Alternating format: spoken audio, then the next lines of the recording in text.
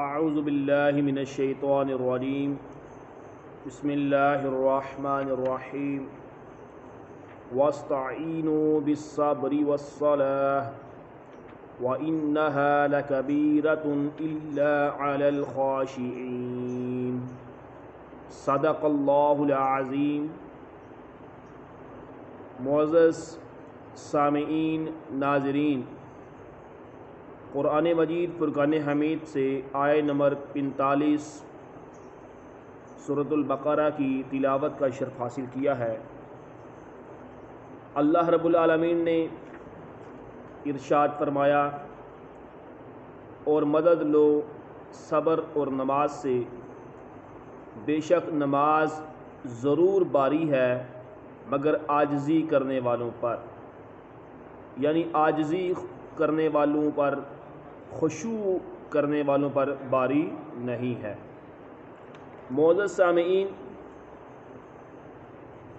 صبر کے لغوی معنی روکنے اور باندھنے کے ہیں۔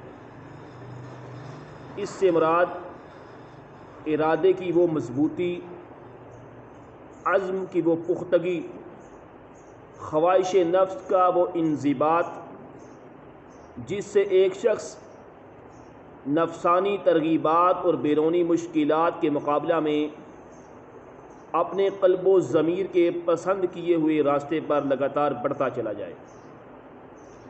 اگر انسان اپنے اندر یہ قوت پیدا کر لے اور اس کے ساتھ ساتھ وہ نماز کے ذریعے اپنا رشتہ عبدیت اپنے رب حقیقی کے ساتھ محکم کر لے، یعنی مضبوط کر لے، تو پھر کوئی مشکل بھی اس کا راستہ روک نہیں سکتی۔ یہی وجہ ہے نبی اکرم نور مجسم شفیع معظم صلی اللہ علیہ وسلم کی عادت کریمہ یہ تھی کہ جب کوئی مشکل کام آ پڑتا تو آقا کونین صلی اللہ علیہ وسلم فوراً نماز پڑھنے لگ پڑتے۔ نیز رحمت عالم صلی اللہ علیہ وسلم نے یہاں تک ارشاد فرمایا، اگر کسی کو حاجت ہو اللہ تعالیٰ سے یا کسی انسان سے تو اسے چاہیے بڑی احتیاط کے ساتھ وضو کرے، پھر 2 رکعت نماز پڑھے، پھر اللہ تعالیٰ کی حمد و ثنا کرے، اس کے بعد درود شریف کثرت سے پڑھے اور پھر دعا مانگے، اللہ کریم اس کی حاجت کو ضرور بالضرور پورا فرما دے گا۔ معزز سامعین، قرآن مجید میں اللہ رب العالمین نے یہ اپنے بندوں کو صبر اور نماز کے ذریعے مدد حاصل کرنے کا حکم ارشاد فرمایا۔ جب وہ نماز سے مدد حاصل کریں گے، اس کا مطلب کیا ہے؟ حضرت حذیفہ کہتے ہیں نبی پاک علیہ الصلاۃ والسلام کو کسی چیز سے خوف یا دہشت لاحق ہوتی تو آپ نماز پڑھتے۔ یہ تعلیم امت کے لیے ہے۔ واللہ یعصمک من الناس، اللہ رب العالمین جن کی حفاظت خود فرمائے، اس محبوب علیہ الصلاۃ والسلام کو کائنات میں کسی سے خوف یا دہشت لاحق نہیں ہو سکتی۔ یہ امت کی تعلیم کے لیے ہے۔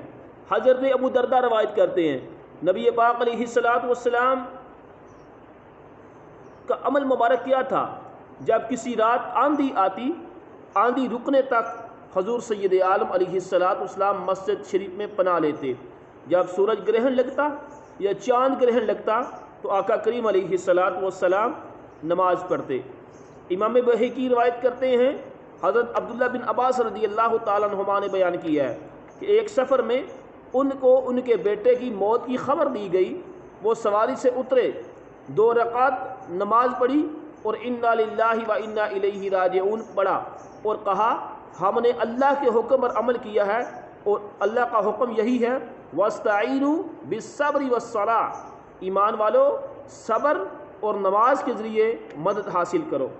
معزز سامعین، بندہ مومن جب روزہ رکھتا ہے تو اپنے نفس کو صاف کرتا ہے، تزکیہ نفس ہو جاتا ہے، تو اس کی دعاؤں کا قبول ہونا یہ زیادہ متوقع ہو جاتا ہے، اور نماز سے مدد حاصل کرنے کا بھی یہی ذریعہ ہے، یہی صورت ہے۔ نماز کی صورت میں متعدد عبادات حاصل ہو جاتی ہیں، مثلاً اعتکاف، قرآن کی تلاوت، تسبیح، استغفار۔ نماز میں اللہ تعالیٰ سے مناجات ہے۔ نماز کے اندر بندے کے گناہ جو ہیں وہ دھل جاتے ہیں۔ انسان دن میں 5 مرتبہ نماز پڑھتا ہے، جب وہ گناہوں سے پاک اور صاف ہو کر تسبیح اور استغفار کے بعد دن میں 5 مرتبہ اپنے رب کریم سے مناجات کرے گا تو اس کی دعا کا قبول ہونا یہ زیادہ متوقع ہے۔ معزز سامعین، حضور سید عالم شفیع معظم علیہ السلام کے صحابہ کا بھی طریقہ جو تھا وہ یہی تھا۔ فرمایا کہ ان نماز جو ہے خشوع کرنے والوں پر باری نہیں ہے۔ اس کا مطلب کیا ہے؟ نفس کی وہ حالت جس کا اثر ظاہری اعضاء میں سکون اور تواضع سے ظاہر ہوتا ہے، اس کو خشوع کہتے ہیں۔ حضرت قتادہ کہتے ہیں دل میں خوف اور نماز میں نظروں کو نیچے رکھنا یہ خشوع ہے۔ زجاج کہتے ہیں جس پر ذلت کے آثار دکھائی دیں وہ خشوع کرنے والا ہے۔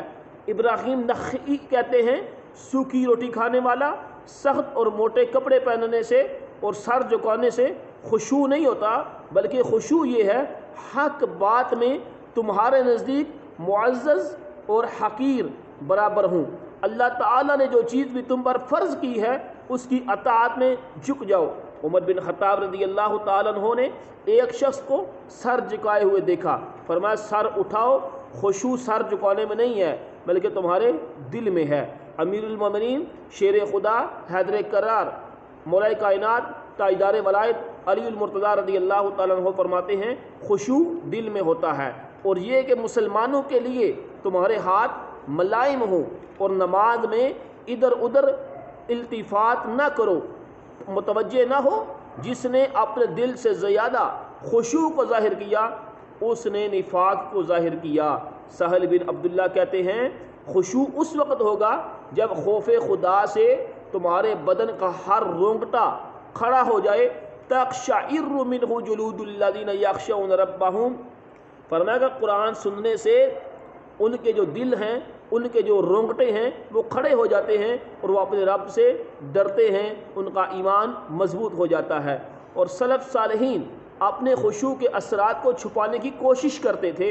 ایسا خشوع محمود ہے جس کو چھپایا جائے، اور ایسا خشوع مذموم ہے جیسے جاہل لوگ تکلف سے روتے ہیں اور سر جھکاتے ہیں تاکہ لوگ ان کو نیک جانیں، ان کو بزرگ جانیں۔ یہ نفس کا فریب ہے اور شیطان کا گمراہ کرنا ہے۔ اللہ تعالی ہمیں حقیقی معنوں میں قرآن مجید فرقان حمید کو سمجھ کے نماز اور صبر اور خشوع کے ذریعے اللہ کی مدد حاصل کرنے کی توفیق عطا فرمائے۔ وما توفیقی الا باللہ۔